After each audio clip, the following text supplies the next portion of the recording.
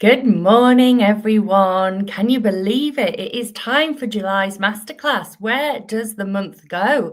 So, I am really pleased this morning because this is month 7 of our Masterclass series. And it's just been such a joy to join every month, everyone on YouTube, on LinkedIn, and just share some insights into some of the conversations we're having on our programs and at the events that we're attending. So, today is one of those topics. It's been coming up a lot recently. So we thought, why not we tackle it on today's masterclass, which is very exciting. So today we're going to be talking all about something that makes most people squirm a little bit. And that's going from being someone's friend to being their manager. And that can be a little bit challenging, a little bit awkward. So we're going to tackle that in today's masterclass. So if you've got any questions, any queries, drop them on the comment section in the chat, and I will get to them as we go through. But welcome, and let's dive straight in. So for those that haven't met me before, I thought it might be worth just giving a quick little overview of me and my team and the work that we do so that you get a sense of why we're so passionate about these masterclasses and why we enjoy delivering them as much as we do. So, okay, I'm Michaela. So if you haven't joined us before, I'm Michaela Rini, and I have been delivering these masterclasses each month on LinkedIn. And one of the big reasons that I'm passionate about doing that is because I believe that human skills should be developed with the same rigor, with the same level of focus as our digital and our technical skills. And often human skills are labeled soft or just completely forgotten when we go into the world of work. So we're not taught this stuff in school. We're not taught it if we're lucky enough to go into higher education. And then lo and behold, we end up in the workplace and actually find some of this stuff really challenging, especially when we're moving into management or leadership. So I've been working in the learning and development space for nearly 17 years.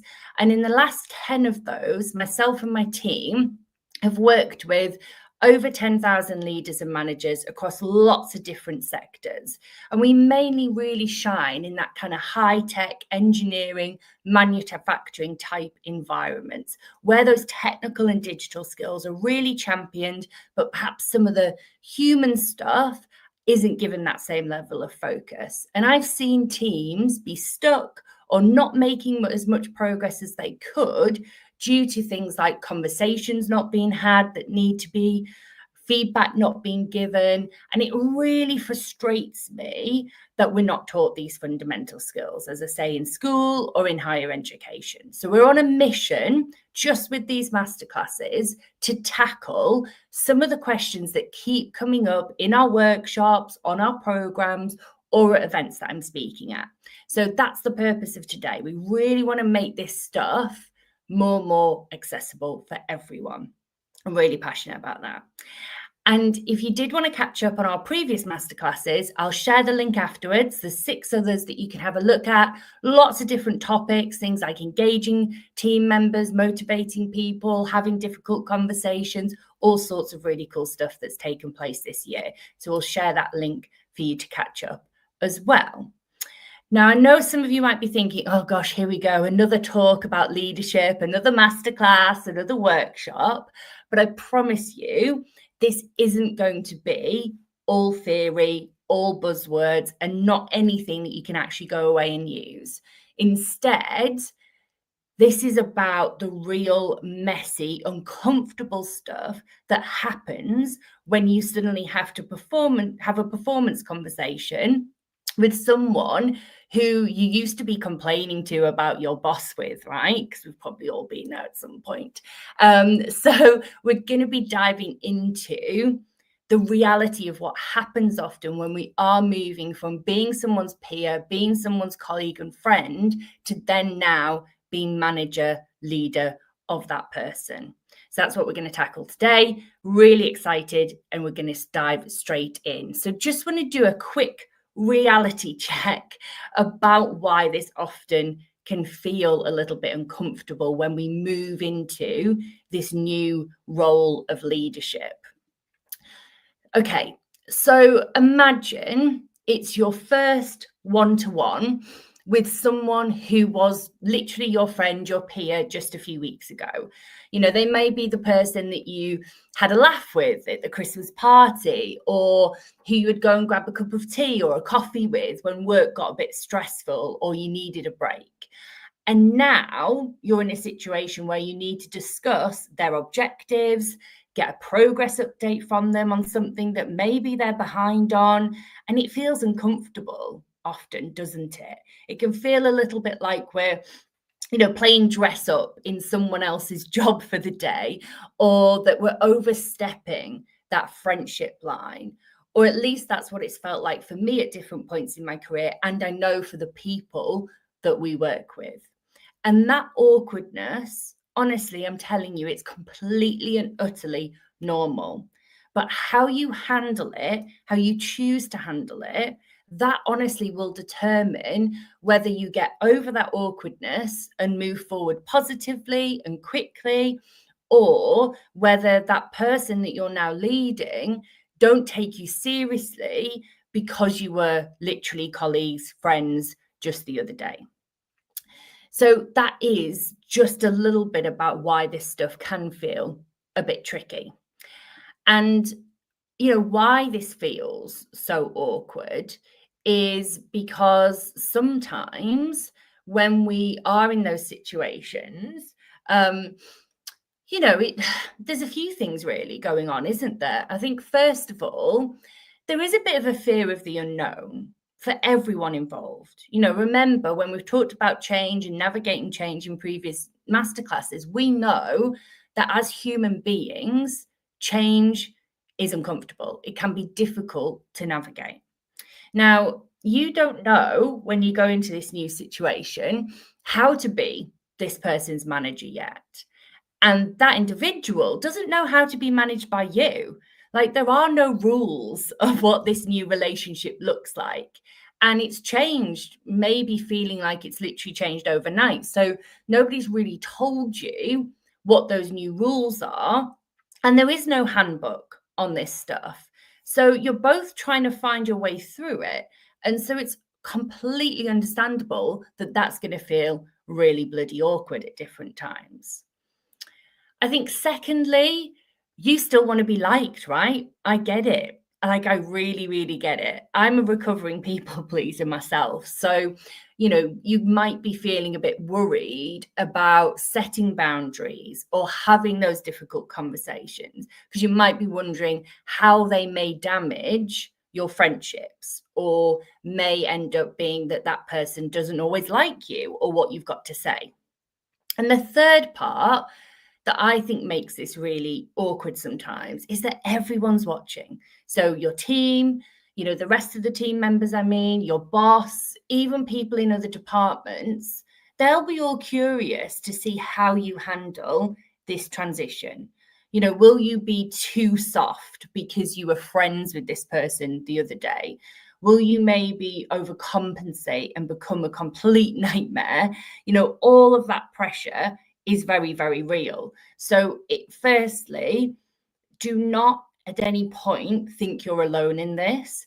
Every single person who's made this transition from being someone's friend, being their colleague, their peer, to now being a leader and manager of that person, it feels awkward and uncomfortable to everyone at first. But it isn't always going to feel that way. That I can promise you. Now, we're just going to scratch the surface with this today, but I hope that we'll share with you some really interesting takeaways and tools and techniques that you can start to use literally today or tomorrow in that next one-to-one with someone who was your friend, is now manager and leader, as well as being your friend still. Okay. So what's at stake? Why are we feeling this level of uncomfortableness? What does that look like here? So whether, someone will take you seriously going forward as their leader. That might be something that's kind of going around in your head. And if you don't establish those clear boundaries now with that person who was your friend and now you're their friend plus manager, actually going to really struggle later if you don't establish those clear boundaries really soon in the relationship. The other thing that's at stake is team performance and trust, because when relationships are unclear, everything else around it, I believe, really suffers. So things like productivity, efficiency, team morale, the results of that team, they're all impacted if our relationships, our communication aren't crystal clear. The other part that's at stake is your confidence as a leader. So if you're constantly second guessing yourself because you're worried about your friendships, you'll never find your leadership voice, because you'll be spending so much time and energy second guessing every action, every behavior, everything you say. And ironically, I actually think the friendship that you're so worried about protecting, because we all do, right? We want to keep those friendships. We want to keep that relationship that you have with the person. But the ones that you're so worried about protecting, actually, I think they really suffer more if you don't address this transition properly. And if you don't really think about how that process, that management of the transition will happen so that it feels good for you, the other person that you're now leading, but also the rest of the team around you. So what I want to dive into now is just a couple of what I've called non-Googleable truths. Now, I don't think that's a word, but hey ho, we're claiming it as a word, right? But these are just some truths that I've really discovered in this work, either, in my own experiences of going from being someone's friend to then being their friend plus manager, or with the individuals that we support and develop through our programs, through our development that we do with people. And I think these are just really great ways of helping you think about how you can transition. Yeah. These won't be things that you can find in a random Google search or in a leadership textbook. These come from my own messy experiences and from my team supporting hundreds of people through this exact situation. So the first truth I want to share with you, and as I say, this one is, I think, the hardest that I've experienced as a recovering people pleaser. It's accepting that not everyone is going to like you all of the time. Okay. You will be making decisions that people may disagree with. You will have to communicate things that aren't your choice, but you are responsible for delivering. You may even have to say no to requests that you would have comfortably said yes to a few weeks ago. And so learning to let go of people pleasing, I think, is a really important part of going into leadership. And honestly, the more that all of us in the world can let go of people pleasing, I really think it will help us in every aspect of our life, because it is not our job to be liked all of the time. Yeah. Your job as a leader, I believe, is to create an environment where people feel seen, they feel heard, they feel supported, and they can be a high performing team because of it. Now, I remember when I first had to deliver some pretty tough feedback to someone who I'd, been a friend with. Then now I was their leader and manager as well as being their friend. And I spent days agonizing over it, trying to find, the nice way to say it, whatever that means. But you know what? When I actually finally got over myself and had the conversation that was honest, that was direct, that person actually thanked me, because they said that no one that they'd worked with before had ever cared enough about them to help them improve. How scary is that?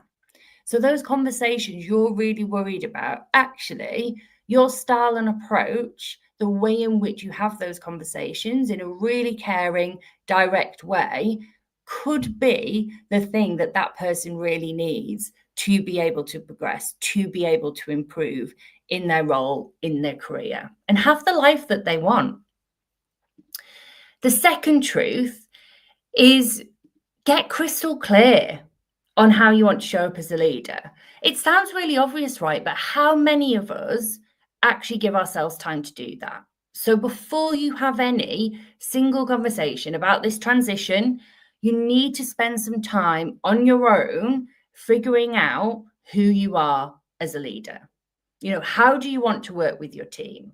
What are your non-negotiables? What kind of leader do you want to be? Because if you can't communicate, what I mean is because you can't communicate something that you haven't already figured out yourself, right? So unless you spend that time, no one's going to know where they stand with you. And I see this all the time. So people get promoted and immediately start having the conversations with their team without really knowing what they actually want those relationships to look like. And then the crazy thing happens is we're all really surprised when everyone's confused about boundaries, about expectations. So do the work first. Get crystal clear on how you plan to lead this new person in your team and the rest of the team. Get really clear on your communication preferences, your expectations.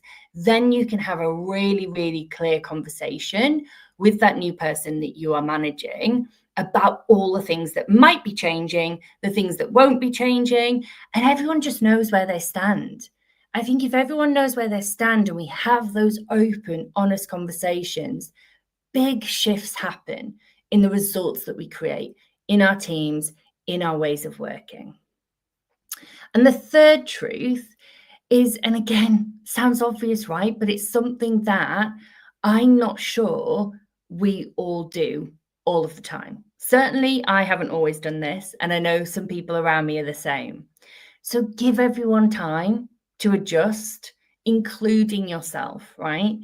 Change of any kind does not happen overnight.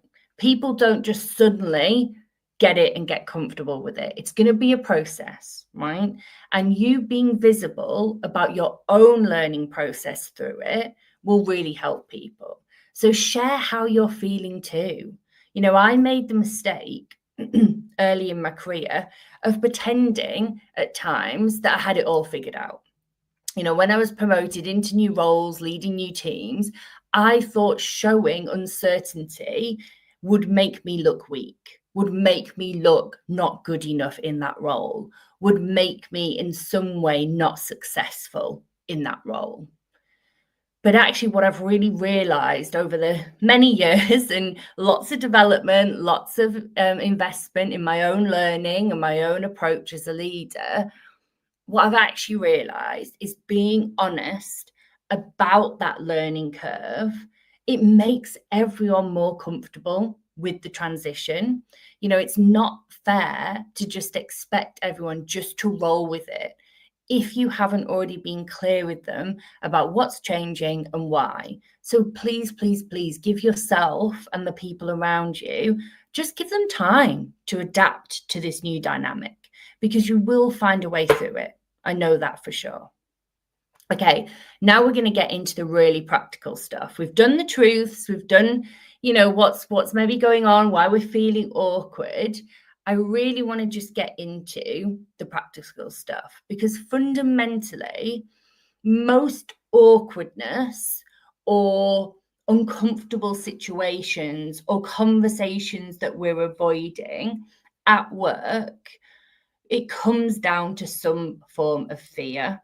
And once we know that, I believe it makes it much easier to manage through these situations with people.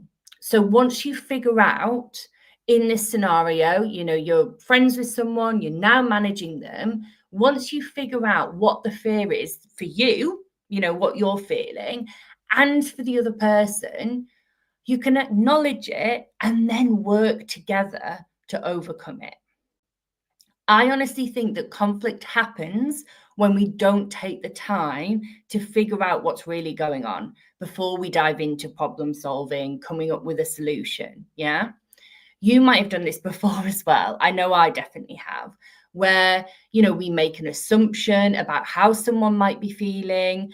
And actually, when we take the time to dig deeper, it might be something completely different that person is feeling. So, my recommendation here is to really slow down, take your time to listen and understand what is really going on for people. You'll honestly save yourself so much time in the long run, and you will feel so much calmer, so much more in control, and so much more comfortable during this period of transition. So I want to tell you a little story, okay? I want to give you a bit of a real example, just again to highlight the fact that this is happening day in, day out across the world in our workplaces, right? And we haven't typically been shown how to handle this stuff. So let me give you a bit of a real example just to work you through. And I'm even going to give you some of the kind of script communication things that you could try. I wouldn't normally recommend putting as much stuff on slides as I will do in this later section, but it's because I know and I get feedback from those of you that watch the masterclass either on replay or live, that you love the little tips on actually how to start conversations, and you often write those down and then use them and then give me insights on how that's worked out for you. So I'm going to do that as we go through this scenario today. So don't worry if you don't manage to scribble it all down. You can watch the replay and check it back. Okay, so let me give you this real example. So a new person moves into my team. Let's call them Mikey. And they've been a really good friend to me at work. Someone that I really rely on to vent with when I needed to, right? We might all be thinking about a person in our workplaces that does that role for us. And actually, we would often eye roll together, if I'm honest, when the latest slightly mad request comes in from the leadership team. And now I'm in a situation where I'm actually leading them. So what am I actually fearful of in this situation? Yeah. So for me, I was worried that my friendship would change with Mikey, that they wouldn't like being managed by me. I was also thinking things going through your head like, that I won't be good enough at this job, that I'll lose that friendship, and that I wasn't sure how to handle this transition at all. And the challenge that I think we often find, and I don't know if this resonates with any of you listening, that we can go on all of the most beautiful training programs that you want in the world, but how many of them actually show us how to handle this type of situation? Because I've been on many, and this isn't the kind of stuff that often comes up, the real practical stuff. And that's why we're so hell-bent on making sure this stuff is at the core of all of the programs that we develop, even these free masterclasses that we share with you. So they were the things that I was quite fearful of. Yeah. Just worrying about friendship being lost, me not being good enough, worrying that they might not like being managed by me. And so what I want to walk you through now is what I would actually do in this situation now. And you can take bits from this that you like, you can use it, you can adapt it, really find what works for you. Experiment with it a bit. Don't be afraid to try different approaches until you find the approach that really works for you. Yeah. I'm just sharing with you the stuff that I know works for me and has worked for hundreds of people around us that have gone through our development programs, but they take different bits from it. Yeah. I'm not saying this is the cardboard cutout textbook way of doing it. This is just what I've personally seen work really, really well. But try it, take bits from it, and see what works for you.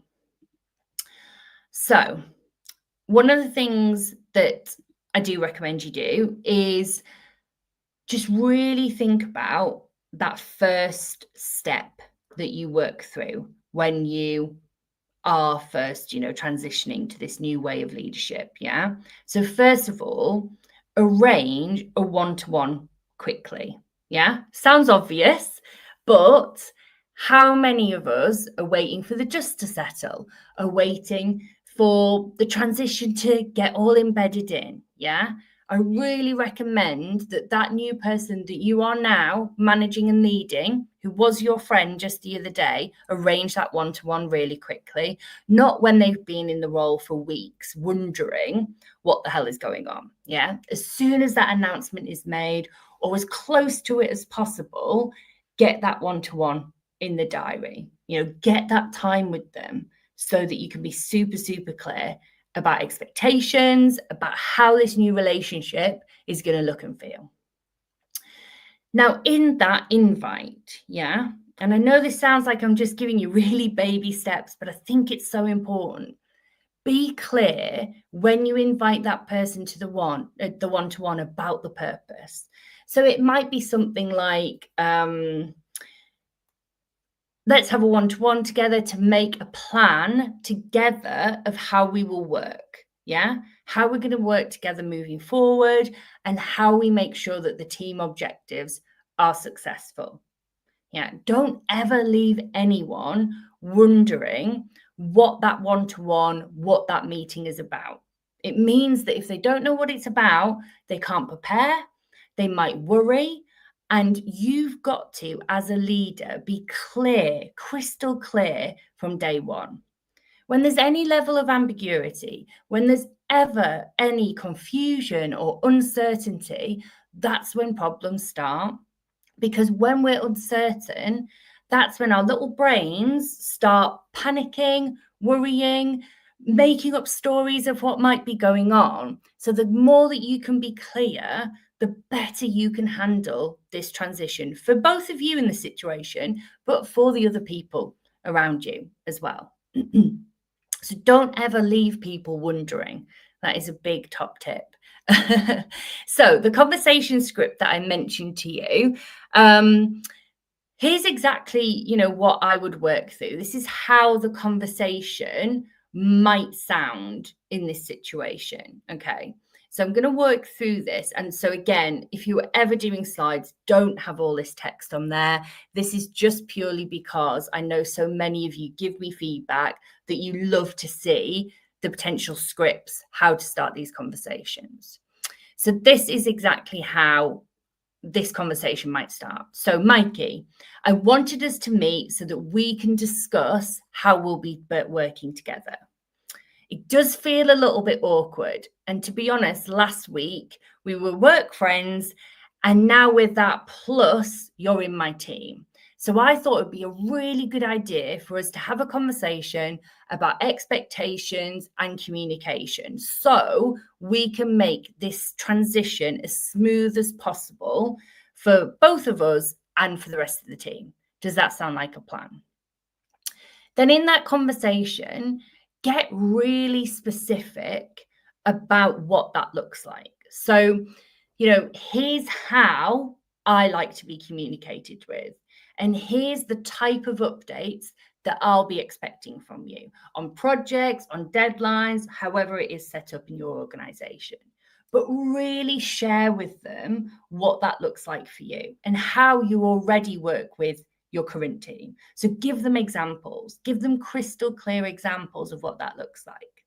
So for me, and anyone who's maybe listened to this masterclass before, I've maybe said it, I don't like email. Email is not one of my communication preferences. So in this scenario, that's something I'd get really clear with Mikey. Yeah. I get really clear about my communication preferences, about how best to communicate with me, how, if Mikey needs an answer from me quickly, actually, how do they go about doing that? Is it a Teams chat? Is it a quick phone call? Get that stuff out there, make it crystal, crystal clear. One of the ways that we think actually works really nicely to do this, I'm just going to go back, is the Best of Me document. So if you haven't come across this as a concept or done it before, really recommend that you have a look at it. So we've got this as a freebie for you. You can use the QR code, but I'll also link it in the chat at the end as well. But you might even suggest that they complete a best of me document. And this is a really simple tool that helps everyone understand how they best work, what motivates them, how they prefer to receive feedback, how they prefer to communicate. And if you'd like a copy, as I say, I'll add it to the chat after the session, or you can use the QR code here to get it as well. But it's a really simple tool, but it works really, really nicely to just help people to spend the time thinking about their own preferences, their own ways of working, as well as how they best work with other people around them. I really recommend you use this for yourself and the rest of your team. Every program that we run, we recommend this. And anyone who's listening who's been on our programs, you will know how simple but how effective this taking the time to do this is. And it works beautifully when you're going through this transition from having a friend to now managing that friend as well. It really helps you get specific about how you like to be communicated with, updates, what that looks like for you. It's so important that we get this stuff right. So I'm just going to skip back to where we were. So a couple of questions. So you're in this conversation with Mikey, you've set the scene about how you want to communicate with each other. You're getting really clear on what those boundaries look like, how you expect the updates to be happening. Then one great thing I think is to ask great questions. Yeah. Here's some questions I love to ask in this situation. So, ask your colleague, how do you like to be communicated with? What do they need from you as their leader and manager? Is there anything else that you can do, they can do, you can do as a team to make this transition easier for each other and the rest of the team around you? And really start to spend that time talking about anything that they might be concerned about in this transition. Because the more we know at this point, the more we create space for people to be really honest about how they're feeling. It makes it such a smoother transition in the future, but you've got to spend the time on this. You can't just skip over it. You can't just go around the days expecting people to just join the next team meeting and it'll all be fine. Spend that time one-to-one. Ask them some great questions like this. Get really clear on what this person needs from you as a manager. It really helps to set the scene of how you're going to transition from being their friend last week to now being their leader. And I think as part of this conversation, I really recommend you get vulnerable here. Now, for me, vulnerability is always vulnerability with boundaries. Only share what you're comfortable with. But there's great power in being vulnerable. Vulnerability actually really connects us human to human. And that is how you want this relationship to go, right? So in this scenario, the one I was talking you through with Mikey, for me, you could say something like, for me, I don't want to lose our friendship. But there will be times when I'll be giving you feedback, both the good stuff, the praise, the great celebratory things, and the developmental stuff. And, be honest and say that might feel a little bit odd at first, might feel a little bit uncomfortable, but it's because I care about you and I care about the performance of the team. That's why I will be having that type of conversation with you. And really setting that scene with someone really helps them to understand what your approach is going to be as their new leader. It helps them understand that it is safe to be vulnerable and to be open about how this transition is making them feel. And the more that you can show that and lead that way, the more the team around you will trust and know that they can be open and vulnerable and honest with you too as their leader. And that's the type of team we all want to be part of, right? So here's some other kind of scenarios that you may recognize or, might sound familiar to you, either in situations you've been in or with people around you. So that kind of pushback friend. Yeah. So you've got a friend in your organization that you're now leading and managing, and they keep testing the boundaries. So they might say things like, oh, come on, I'll catch up on stuff later, when they want to leave early yet again. And your fear might be, saying that saying no to them makes you the bad guy. Yeah. But actually, their fear in this situation is that you might be changing, they've lost their ally, they don't really quite know where they stand with you. And that's why setting those boundaries early, having those conversations is so, so important and can be really powerful.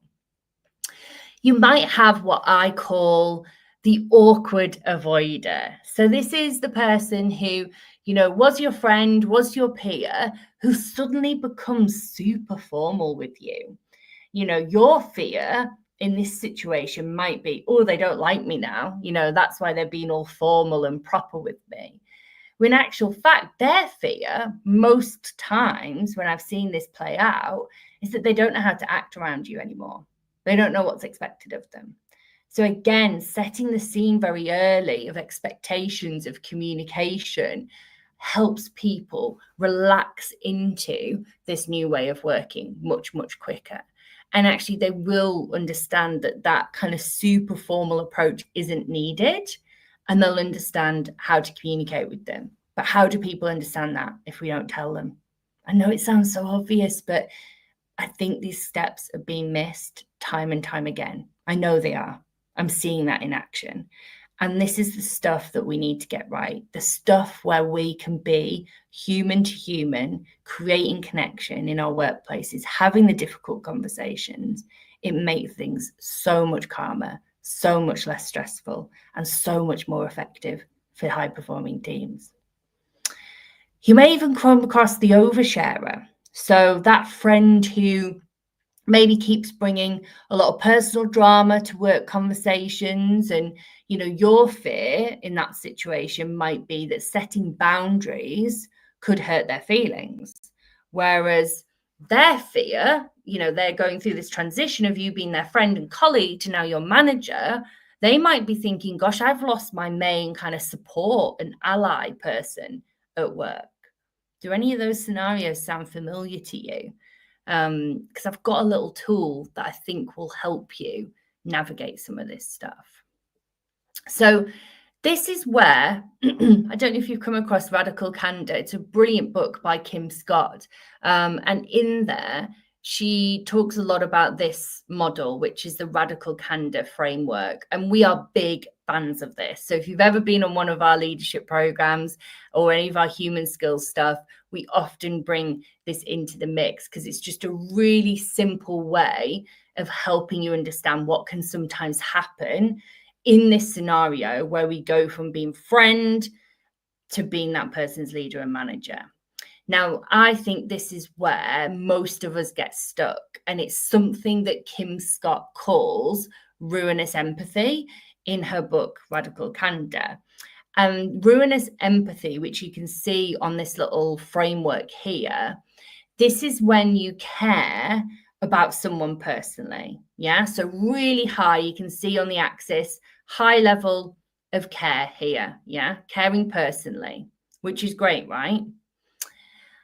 However, when ruinous empathy comes into it, this is when you care about someone personally, but it's actually tempting then to avoid challenging them directly because you don't want to hurt their feelings. So you stay in friendship mode instead of stepping into leadership mode. But for me, ruinous empathy is not about caring. For me, I don't think that's caring at all. Because when you avoid giving someone feedback because you're worried about their reaction, you're actually prioritizing your own comfort over that person's growth and future progress. Yeah. So for me, real caring looks like challenging directly and caring personally. That's radical candor. It's saying, in that scenario that I worked through you, it's saying, Mikey, I care about you, which is why I need to tell you that leaving early without notice, without telling anyone, is affecting the team's ability to meet deadlines. Yeah, that is challenging the situation directly, and it's caring personally, because you actually give a shit about that person. You care about their progress. You care about their future in the organization, and you care about the success of the team. In that scenario I mentioned where you've got that friend pushing back on boundaries, they need you to care enough to hold boundaries. Yeah, they need you to do that. That is your role as the leader. The person who's that awkward avoider, they need you to care enough to address the elephant in the room and have the conversation. The oversharer that we talked about, they need you to care enough to help them understand boundaries and understand why boundaries are so, so important in the workplace and in our everyday lives. So ruinous empathy, it might feel like you're being kind in the moment, but I actually think it's one of the cruelest things that we can do in the long run, especially when we're in this situation of being someone's friend and now being their leader too. Because when you're not helping that person to succeed and you're not being honest with them about what needs to change, then they're never going to get better. They're never going to succeed as much as they could in that role. And that's on you if you don't have those conversations. So I really recommend you go away, have a look at Radical Candor. If you want more content materials on it, let me know. I'll send you a couple of links. But it really is a really great framework. But that ruinous empathy part, that is the danger zone where we're in this friendship leadership situation.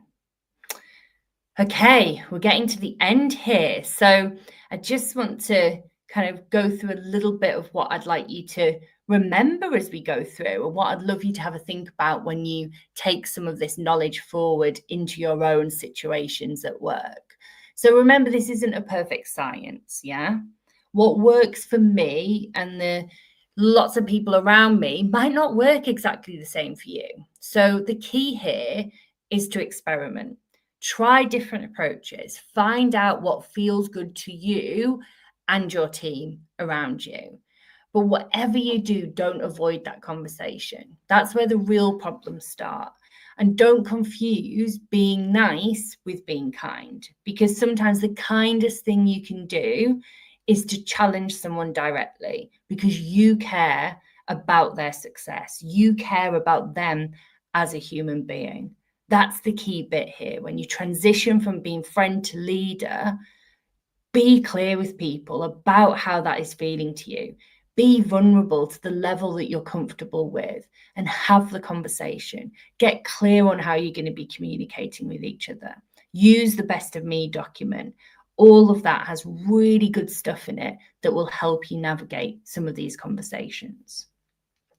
So here's what I would love you to remember as we close out today's masterclass.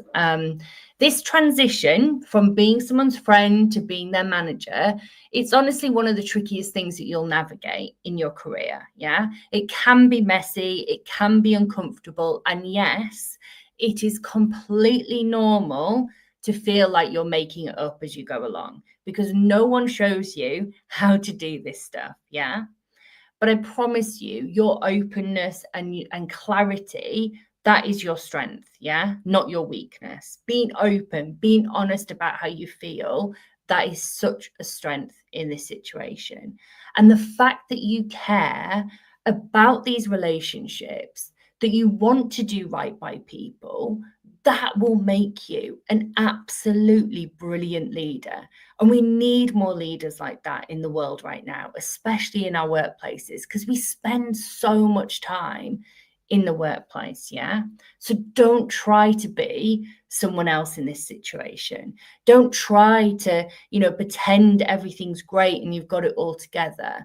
Just get clear on how you want to show up as yourself in this new role as a leader. And remember that clarity in this situation is your absolute superpower. When you communicate, when you set clear expectations and stay really human in that process, I honestly believe that's when the rest, everything else clicks into place. Yeah.